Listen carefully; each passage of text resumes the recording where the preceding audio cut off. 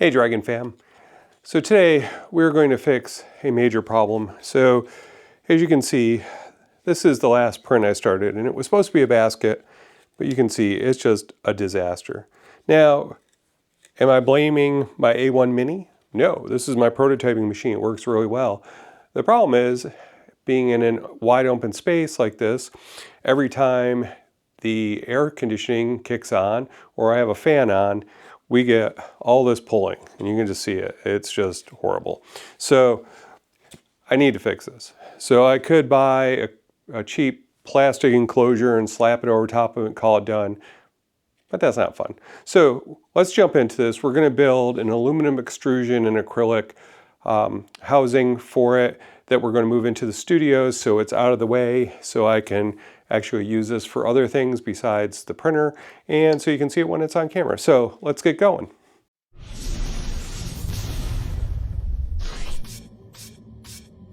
All right, so let's just jump into this. So let's start off with the decision to use aluminum extrusion. So why did I pick it? So if you're using wood, which would be your traditional way to make this, you need saws, drills, glue, all sorts of woodworking tools. And realistically, if you are using just the standard size pieces that you can get off Amazon, then you are able to put these together with an Allen wrench. So I had to modify mine because of the acrylic panels, but had I not been using the acrylic, I could have built this whole thing without ever using a tool other than an Allen wrench, or in my case, I had a drill with a hex bit.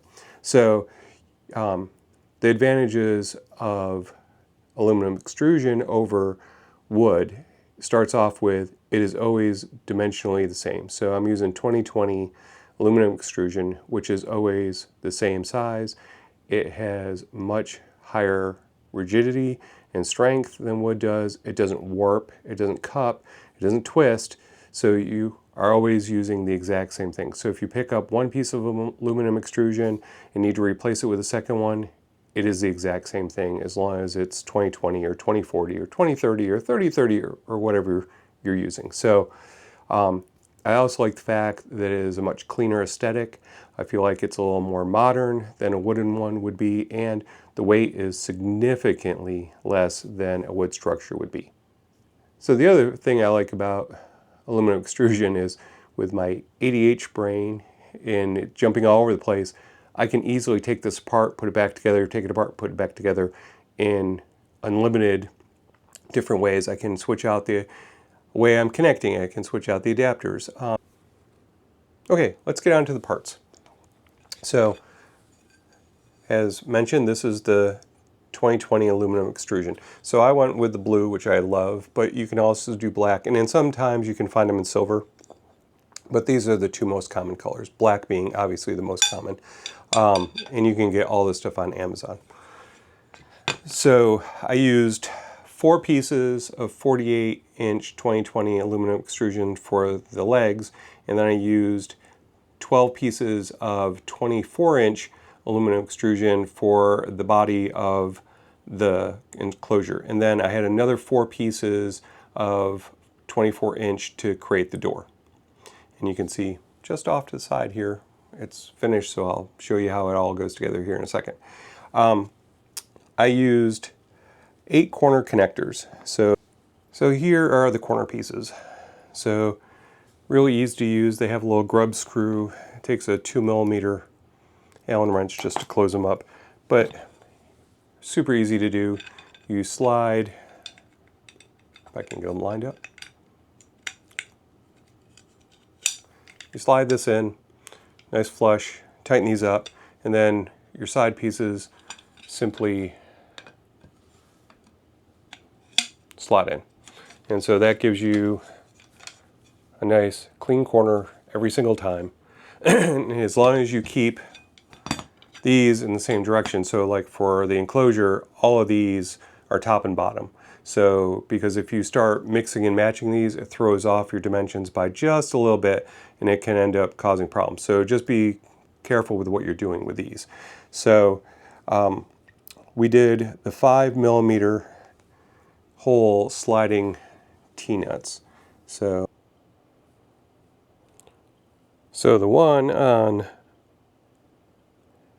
the left, at least my left, is a traditional T-nut screw, or T-nut slides nut. And the big thing with that is that it has to go in before it's assembled. Because of the little ball bearing there on the sliding ones, it holds it in place, and you can slide it in after the piece has been assembled, which makes it a huge amount of work less to not have to disassemble every time you need to add a nut. And because they stay in place, it's much easier to work with. So next, these are the plates that I used. I hit these with some Rust-Oleum color changing spray paint. So these went on the outside of the door, which I just liked because of the aesthetics. The other way, you have a couple other options. You can use these 90-degree brackets that just slide in here, and basically the same as you would do with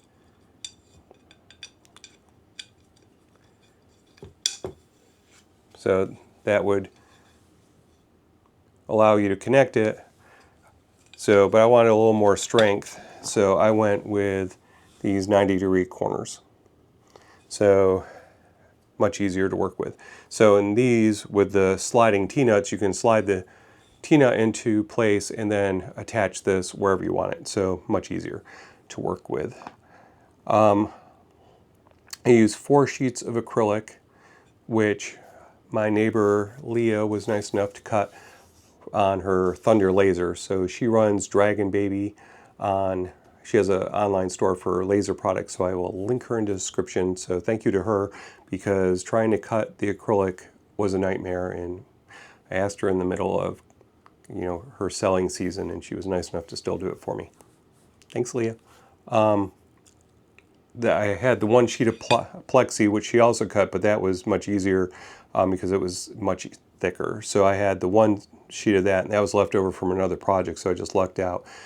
It turned out I had paid $40 for that sheet a couple years ago, and when I went to buy more of it, it was over $70 a sheet, and I needed 4, way out of the budget. I used 2 half-inch pieces of plywood that I had left over in my shop, so I cut those to size and used that for the base.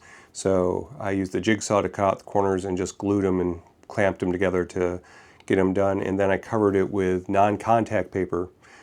Okay, it's supposed to be contact paper, but the stuff was unusable for this project. I'd used it on the shelves in the studio. It worked great. I bought the exact same thing. It would not stick to the plywood at all. I finally had to get a glue gun out and cement it down because it was horrible. So I'm not even going to link it because it's garbage, along with the acrylic, which I would never recommend. Let me just check. So I had a hole saw that I used. I had the jigsaw. I had a chop saw to cut a couple of these down to fit the acrylic sheets better. I bought a pass-through grommet just to protect my cables from going through the raw plywood. So you can find those all over Amazon, though I will link it if you'd like. I used one of these Tron power bars, and I love these because it's got screw tabs on the corners, along with keyholes in the back. So I love these because as much as I love Open Grid, it's so much easier just to take and screw this into the wall, and it never moves. So it also has a lot of standard plugs, USB-C and USB-A connectors. So I use this in all of them. On every machine I have at least 1, if not more, of these in the area. I think I have 3 of them in the print shop. I bought one of these little Anycubic air purifiers. They're meant for resin printers, but because of the location in the studio, I didn't want fumes building up inside there, which I ran it without it just to check, and it makes a huge difference. The smell in that enclosure is awful, even running just PLA. So much better, safety first, so we're going to do that.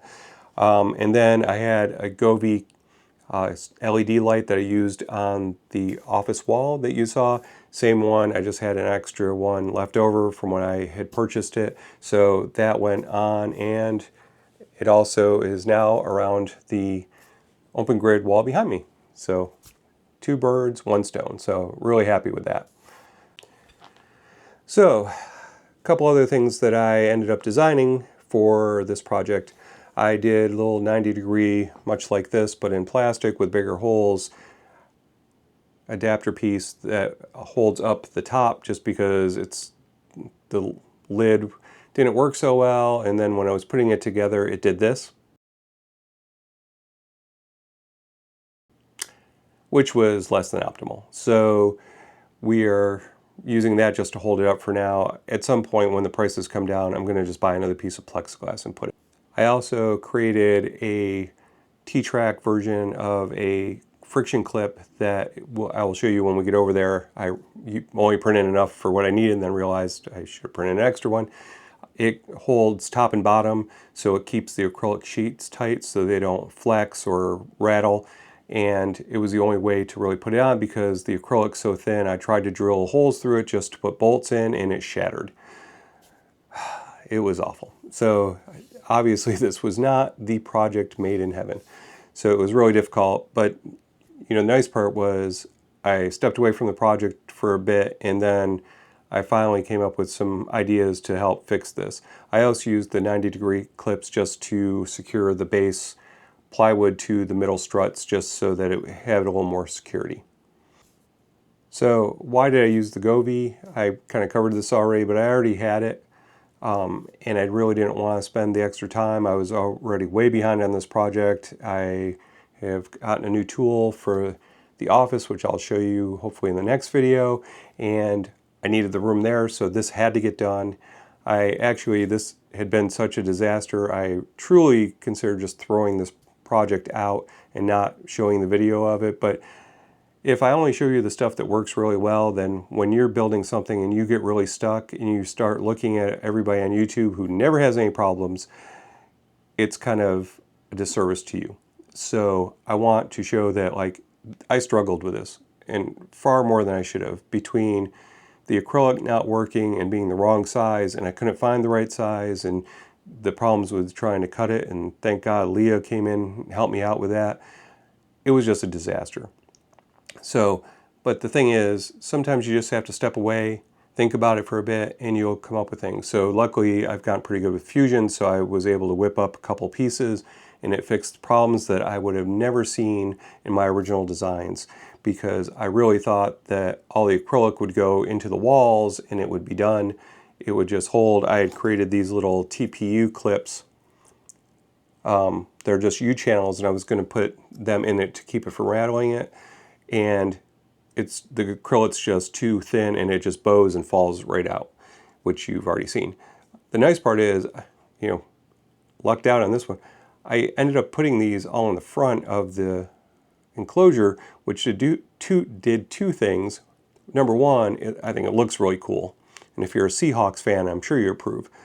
The other thing is, you know, when you're looking at the structure and there's nothing in it, every side looks the same. So by having these in, I knew what the front was, so it kept me from making mistakes where I'd have to undo even more work. So sometimes, you know, the little accents turn out to be really amazing strokes of luck. All right, so you can see here, this is the little clip I made. So it just, basically it's two screws into sliding T-nuts and then a friction fit on the side. So basically what that does, top and bottom, is it keeps in place. All right, so let's review the finished product. So I did the door. I will link the store on Etsy that did the decal. Amazing. This is probably the only thing that actually showed up on time. So I am really, really pleased with it. I think it looks great. It's a nice logo. I spray painted the Rust-Oleum on all these plates just to give it a little bit more industrial look. I've got hinges on the side, and I'm not sure you can see it on camera, but the hinges just aren't strong enough. So it just needs to come up. So I just need to get a little bit stronger hinges. The door is just too heavy for it. So minor problem. So, but you can see that plexiglass is really nice. So these little sheets of acrylic are awful. So I'm not recommending them. So what did I learn from building this? Well, the first thing is, no good plan survives first contact with the materials. So I did not expect the acrylic to be what held me up. I had everything designed on paper. It looked great. I had it all sketched out. You know, I actually thought about doing fusion, but I was like, oh, this is so easy, it'll be no problem. Wrong. So, you know, I think the big thing is if I did this again, what I would do is basically source all my materials in, or at least have links in sizes, and then figure out, because I never really thought that the windows would be the problem to this. The other thing I really learned is that even though it's not perfect, it is very functional.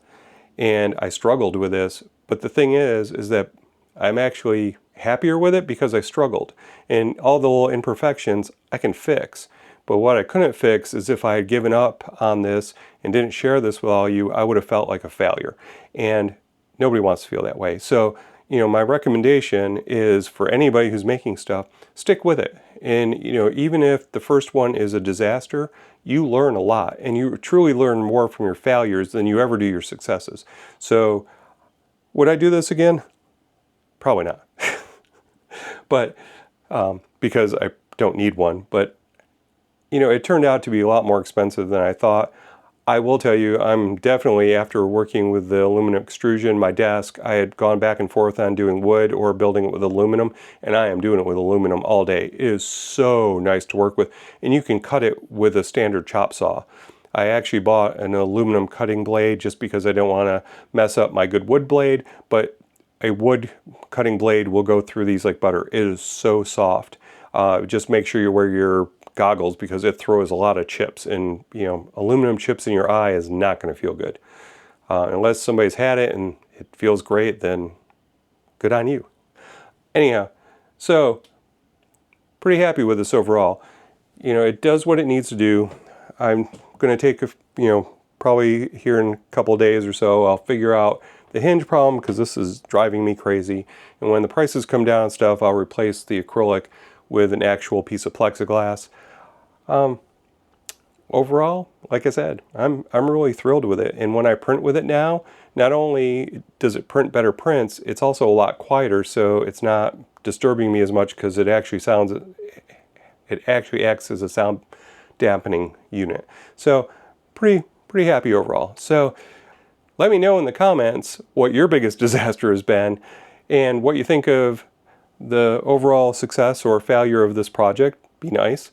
If you like this kind of stuff, I'm going to be doing a lot more build videos here coming up. I've done a lot of open grid tutorials, which I still love, and we'll still be doing some, but I'm trying to get a better mix of big projects and tutorials. So if you like this type stuff, please subscribe, like it, comment, share it with your friends, you know, all the YouTube stuff. So, this project has flown. Let's go hatch the next one. So until next time, this is Patrick, Distracted Dragon Makes. Go make something awesome.